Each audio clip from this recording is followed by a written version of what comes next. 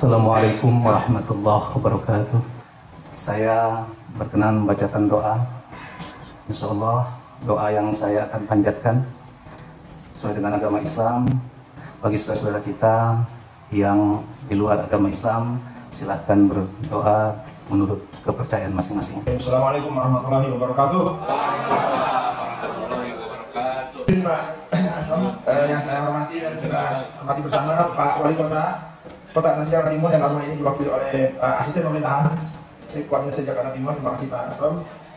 Lalu para narasumber yang telah hadir dengan kita pada siang hari ini, juga moderator, dan yang saya banggakan Ketua dan anggota Forum Pembauran Kebangsaan tingkat Kota Jakarta Timur, Pak Ketua, beserta seluruh anggotanya, jajarannya, dan para tokoh etnis dan atau tokoh masyarakat di Kota Jakarta Timur.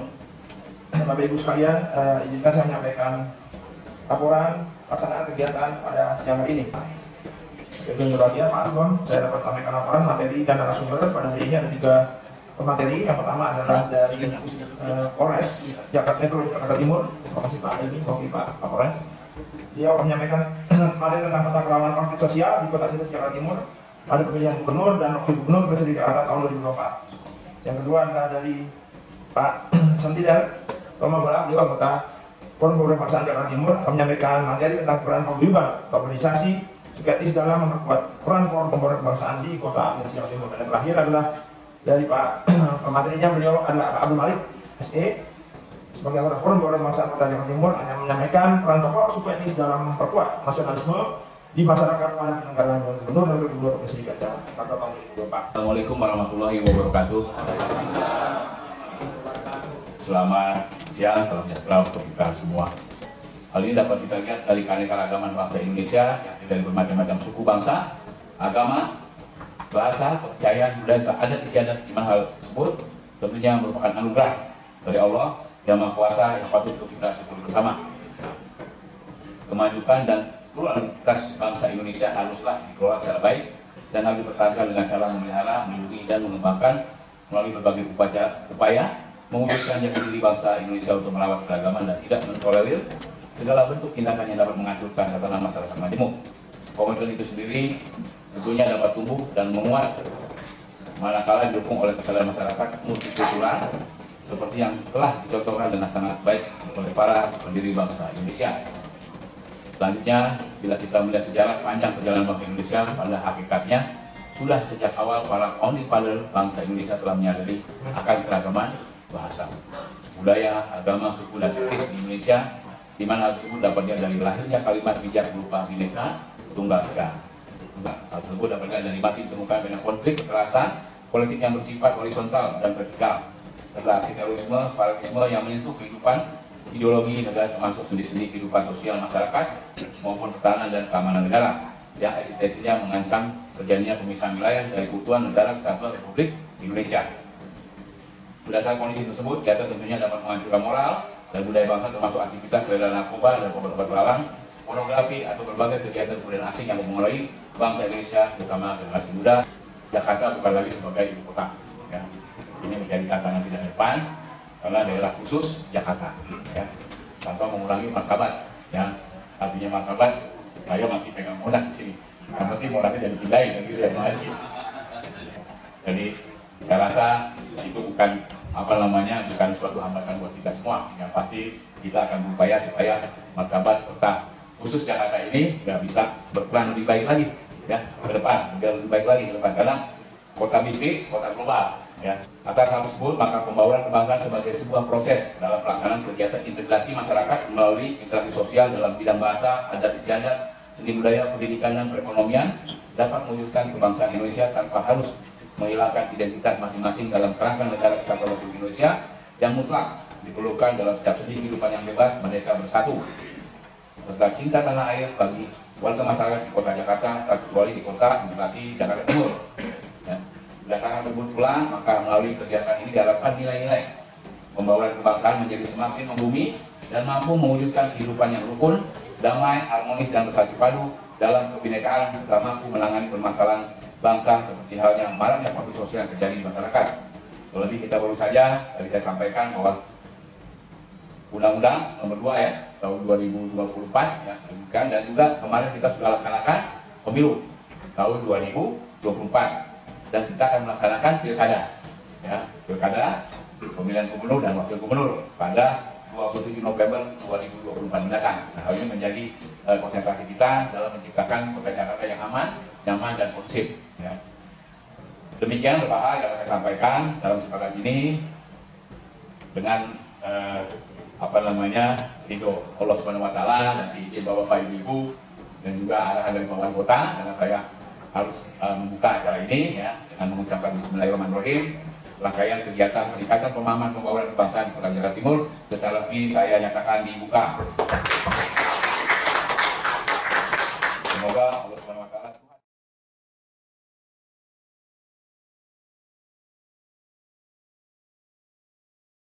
bagi kita semua, budaya salam kebajikan yang kita hormati Pak Moderator dan seluruh narasumber, Ketua Umum FPK Pak Lutfi dan seluruh peserta yang hadir di sini. Mohon izin saya memaparkan terkait dengan peta kerawanan konflik sosial di Jakarta Timur terkait dengan pilkada gubernur dan wakil gubernur DKI Jakarta. Lanjut. Ini padahal masih lama ya, tapi saya sudah diminta untuk memaparkan, jadi saya kasih seadanya saja.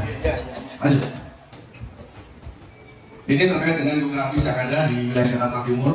Kita ada 10 kecamatan, 65 kelurahan, 700 RW dan 7.900 RT. Jadi memang luar biasa besar dan jumlah dari penduduknya sekitar hampir 3.246.000 ini berdasarkan data statistik. Dan di sini ada berbagai macam suku, ras, budaya dan agama. Kita ini mengacu kepada DPT dan TPS yang ada. Bisa dibayangkan kemarin kita melaksanakan pilpres itu kita mempunyai 8.812 TPS. Itu terbanyak seringkali. Baik, definisi dari konflik sosial adalah suatu proses sosial ketika seseorang atau kelompok untuk mencapai suatu tujuan mereka mempunyai perbedaan sehingga mempunyai jalan menentang pihak lain, pertentangan dan kekerasan. Faktornya apa saja Pak? Yang pertama adalah perbedaan. Kita ini banyak masyarakat kita itu apa ya? Dia siap untuk menang tapi nggak siap untuk kalah. Itu di Indonesia masih banyak seperti itu. Lanjut. Kemudian pemicunya yang tadi saya sampaikan mulai dari keyakinan.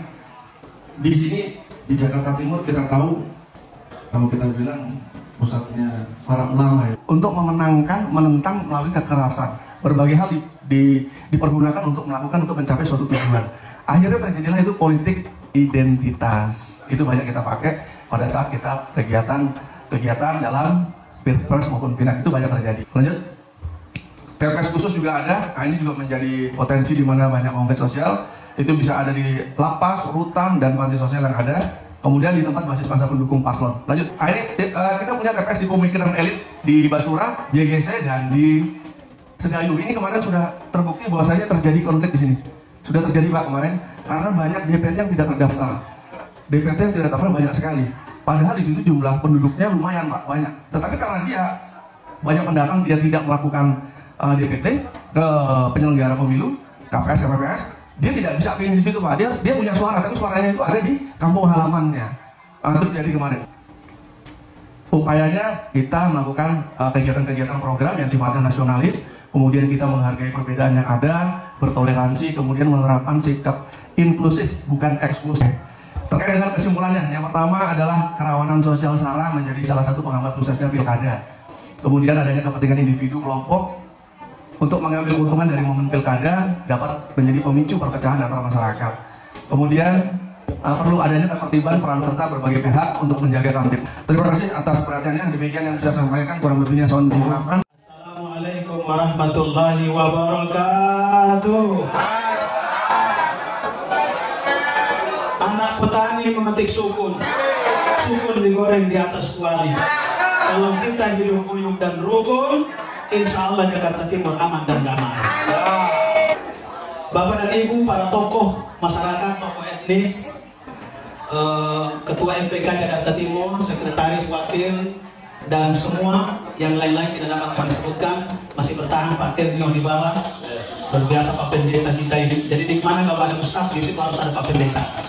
Baik, saya diberi tema peran paguyuban atau organisasi etnis suku dalam memperkuat peran forum pembangunan kebangsaan di Kota Jakarta Timur. Jadi paguyuban ini bukan saja ada pada era sekarang ini, tapi semenjak dulu itu juga sudah ada, tapi belum begitu kuat. Dan kita hari ini, paguyuban yang hadir ini juga amat sangat banyak. Pada prinsipnya adalah pertemuan ini, ya, peningkatan pemahaman pembauran kebangsaan di kota Jakarta Timur. Kita hadir di tempat ini agar kita berbaur tanpa menghilangkan identitas asli. Bak Pelangi itu berbaur berbagai macam warna-warni. Dia menyatu, tapi tanpa menghilangkan identitas kuning, merah, hijau, putih, biru, dan sebagainya. Kita menyatu dalam sebuah momentum agar kita ini berada dalam satu kekuatan persatuan Republik Indonesia. Karena konflik bangsa ini lewat penjajah. Dulu bangsa kita ini melawan penjajah. Sekarang ini kita nggak lawan penjajah lagi, tapi kita bermusuhan dengan bangsa kita sendiri. Perang antar etnis, antar kelompok, bahkan antar agama, dan lain sebagainya. Jadi sesungguhnya homo homini lupus itu, manusia menjadi serigala bagi manusia yang lain itu memang terbukti. Ketika pangkat status sosial kita ini beda-beda, orang makin cemburu. Orang kemarin sama miskin kayak saya, kok tiba-tiba kenapa kaya begini? Ya, oleh karenanya maka penting kita berbaur agar kita saling memahami antara satu dengan yang lainnya. Maka dasar ilmiahnya, saya kebetulan beragama Islam, saya kutip Al-Hujurat ayat 13, ya ayyuhan nas inna khalaqnakum min dzakari wa unsa wa ja'alnakum syu'uban wa qabaila lita'arafu inna akramakum indallahi atqakum. Kata Allah begini, wahai sekalian manusia, kami ciptakan kalian dari jenis laki-laki dan perempuan. Dari dua jenis ini kami ciptakan kalian bersuku-suku, berbangsa-bangsa. Ya kan? Kemudian tersebar ke berbagai macam pelosok benua dan sebagainya, lita'arafu, agar kalian saling kenal, mengenal. Jadi kita ini mesti harus membuat kesan kebaikan. Agar apa? Agar yang kita tinggalkan adalah kebaikan. Tapi orang itu dinilai hebat itu karena dia punya kompetensi. Oleh karena itu maka kami ingin menyampaikan kepada kita semua bahwa tujuan utama kita adalah dalam rangka untuk mewujudkan pembauran. Maka saya ingin sampaikan begini, EPK itu adalah representasi rumah besar daripada etnis EPK. Dia di dalamnya itu terdiri dari semua etnis. Assalamualaikum warahmatullahi wabarakatuh. Nah, dinamika politik pasca pemilu, pileg dan pilpres, gitu. Kita semua sudah tahu ya hasilnya kan. Pileg semua udah oke, hanya satu yang masih belum oke. P3 lagi mengurus supaya lolos 4%. Saya nyatakan P3 akan lolos. Kalau lewat saya ada yang lolos. Politik dan arah pembentukan pemerintahan baru. Nanti ini, ya, saya ditetapkan pemerintahan bergeser, transisi bergeser, gitu kan. Orang merapat ke semua akan cawe-cawe, bukan lagi Jokowi, tapi cawe-cawenya Prabowo Subianto. Gitu kan ya. Anda yang dekat dengan Prabowo Subianto, Anda pegang kartunya. Terus. Nah, ini hot issue. Hot isunya apa nih? Yang pertama, koalisi parpol pendukung paslon. Ya, PDI sendiri, PKS sendiri, Kim dan koalisi perubahan akan bergabung. Wah, ini keren kan? Gitu kan. Gerindra, Nasdem akan bergabung di situ. Surya Paloh dan Matu Atu. Ya, dan Jenderal Polisi dia kritis, dia sudah menyampaikan dari awal jalurnya jalur perorangan. Nah, lalu DKI banyak sekali nanti Pak Sanusi akan menyampaikan namanya. Satu calon kuat ada di sini. Ada di sini calon kuat gubernur DKI. Ini kita lihat nih. Orangnya ada di sini. Mana orang ini? Mana orang ini? Ada di sini orang ini. Kita sambut dia. Kita sambut dia orangnya ini. Deng. Calon kuat gubernur DKI. Nah, ini dia. Calon kuat gubernur DKI. Iya kan? Most populer. Mana dia orang itu? Berdiri dulu semuanya. Kita akan tahu dia orang itu. Bagaimana menciptakan pemilu jurdil? Nggak ada pemilu jurdil. Nggak ada. Bohong aja. Nggak ada pemilu jurdil. Nggak ada. Gitu? Bergantung sembako, bergantung amplop. KPU gantung di akun. Gitu? Bapak Sulu juga sama gini kan. Sama aja. Gitu kan ya. This is games. Yang namanya game itu pinternya bermainnya. Budaya salam kebajikan. Terakhir salam Pancasila. Jadi kita bareng-bareng kita mengucapkan salam Pancasila. Salam Pancasila. Oke, terima kasih. Hal ini menjadi penting karena di kegiatan ini adalah kita mengawali sukses penyelenggaraan pilkada tahun 2024 di Jakarta Timur. Bahwa kita sudah selesai menyelenggarakan pemilu dan sebagaimana kita ketahui putusan Mahkamah Konstitusi sudah ada tanpa bermaksud menimbulkan luka, tetapi kita harus menerima bahwa itulah yang menjadi keputusan bersama yang harus kita terima. Tentunya pasca pemilu pengkotakan masyarakat sedikit banyak masih terjadi. Nah, oleh karena itu, tapi di lain sisi kita dihadapkan pada kesiapan kita untuk melaksanakan Pilkada 2024. Jadwal dan tahapannya sudah kita mulai.